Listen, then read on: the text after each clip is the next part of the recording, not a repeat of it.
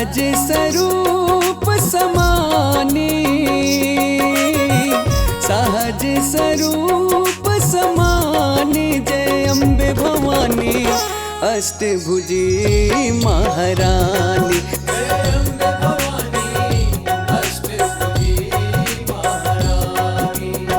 सहज स्वरूप समानी, सहज स्वरूप समानी, जय अम्बे भवानी अष्टभुजी महारानी।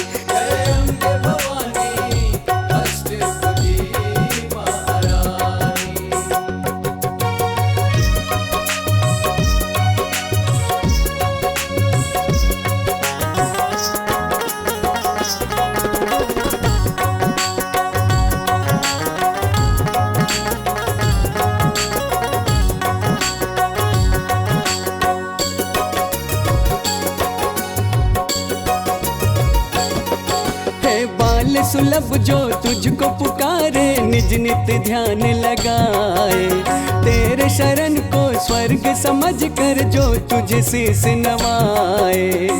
चरण कमल पग ध्यानी, चरण कमल पग ध्यानी, अष्टभुजी महारानी, जय अम्बे भवानी अष्टभुजी महारानी। जय अम्बे भवानी अष्टभुजी महारानी।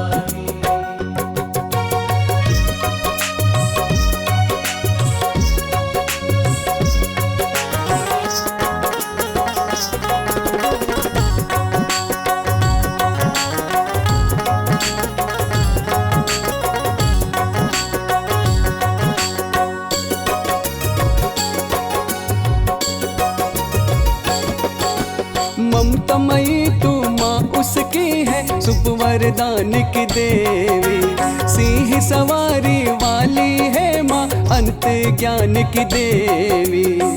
तुझ में रचित जग जानी, तुझ में रचित जग जानी, अष्टभुजी महारानी, जय अम्बे भवानी अष्टभुजी महारानी। जय अम्बे भवानी अष्टभुजी महारानी।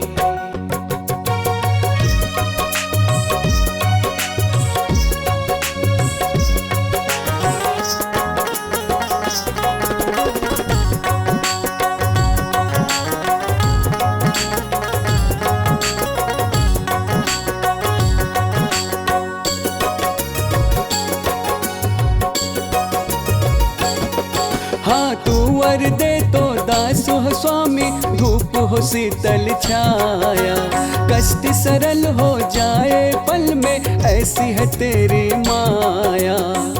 जाहिर अचरज मानी, जाहिर अचरज मानी, अष्टभुजी महारानी, जय अम्बे भवानी अष्टभुजी महारानी। जय अम्बे भवानी अष्टभुजी महारानी। सहज स्वरूप समानी,